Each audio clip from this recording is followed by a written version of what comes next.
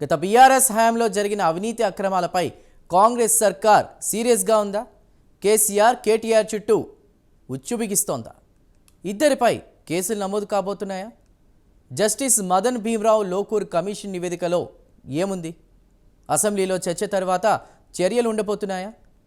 ఈ car racing విషయంలో ACB ఎలా ముందుకు వెళ్ళబోతోంది? కేటీఆర్పై కేసు నమోదు చేసి అరెస్ట్ చేస్తారా?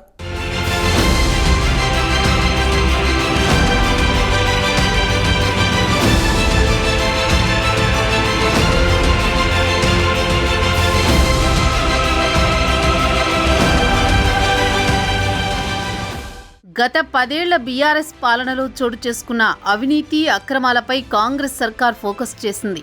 దీంతో కేసీఆర్, కేటీఆర్ చుట్టూ ఉచ్చు బిగుస్తున్నట్లు కనిపిస్తోంది. గతంలో విద్యుత్ ఒప్పందాలు, ప్లాంట్ల నిర్మాణంపై జస్టిస్ మదన్ భీమ్రావ్ లోకూర్ కమిషన్ సమర్పించిన నివేదికను తెలంగాణ మంత్రివర్గం ఆమోదించింది.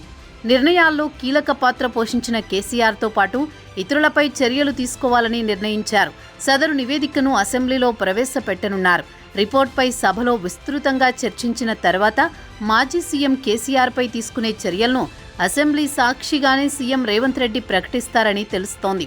దీని ఆధారంగా కేసీఆర్తో పాటు ఇతరులపై కేసు నమోదు చేసే అవకాశం కనిపిస్తోంది.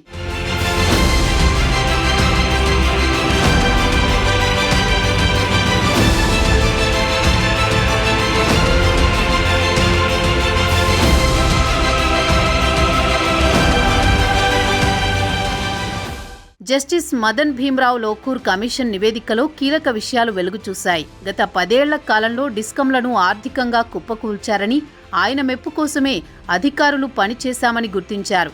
భద్రాద్రి పవర్ ప్లాంట్ కారణంగా ప్రజలపై 9,000 కోట్ల భారం పడనుందని తెలిపింది. ఛత్తీస్గఢ్తో జరిగిన విద్యుత్ కొనుగోలు ఒప్పందంతో 3,642 కోట్ల నష్టం జరిగిందని రిపోర్ట్ స్పష్టం చేసింది.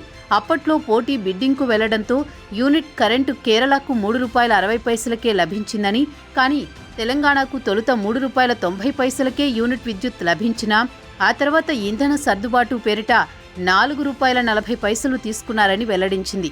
ఒప్పందం మేరకు కరెంట్ ఇవ్వలేదని, ఓపెన్ యాక్సెస్లో కొనుగోలు చేయడంతో 2,000 కోట్ల భారం పడిందని మండిపడింది.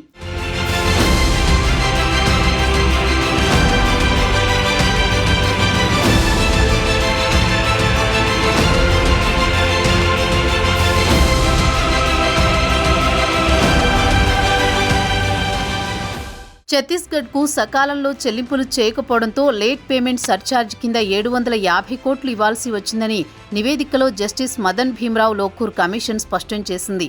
ఇలా ప్రతి విషయంలో అక్రమాలు జరిగాయని ఆక్షేపించింది.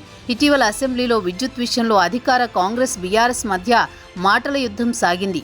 ఈ క్రమంలోనే న్యాయ విచారణ చేయబోతున్నట్లు సీఎం రేవంత్ ప్రకటించారు. మార్చి 14న జస్టిస్ ఎల్ నరసింహారెడ్డి ఆధ్వర్యంలో కమిషన్ ఏర్పాటయ్యింది. ఆ తర్వాత సుప్రీంకోర్టు తీర్పుతో విచారణ నుంచి జస్టిస్ ఎల్ నరసింహారెడ్డి తప్పుకున్నారు. ఆ వెంటనే జూలై 29న జస్టిస్ లోకూర్ నేతృత్వంలో కమిషన్ వేశారు. సుదీర్ఘ విచారణ తర్వాత ప్రభుత్వానికి నివేదికను అందించారు.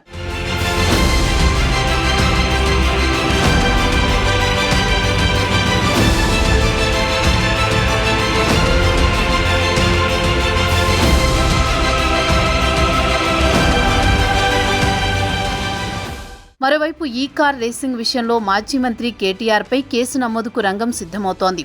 ఇందుకు గవర్నర్ జిష్ణుదేవ్ వర్మ అనుమతి ఇవ్వడంతో ఏసీబీకి పంపాలని మంత్రివర్గం నిర్ణయించింది. త్వరలోనే ఏసీబీ విచారణ వేగవంతం కానున్నట్లు తెలుస్తోంది.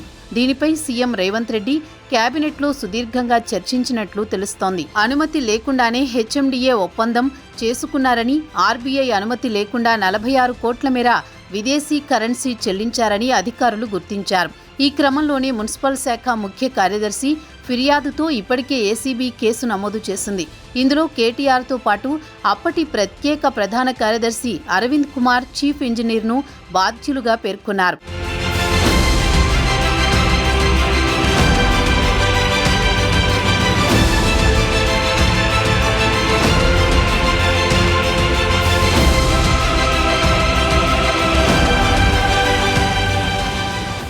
ఈ క్రమంలోనే కేటీఆర్పై కేసు నమోదుకు అనుమతి ఇవ్వాలని గవర్నర్ను తెలంగాణ ప్రభుత్వం కోరింది.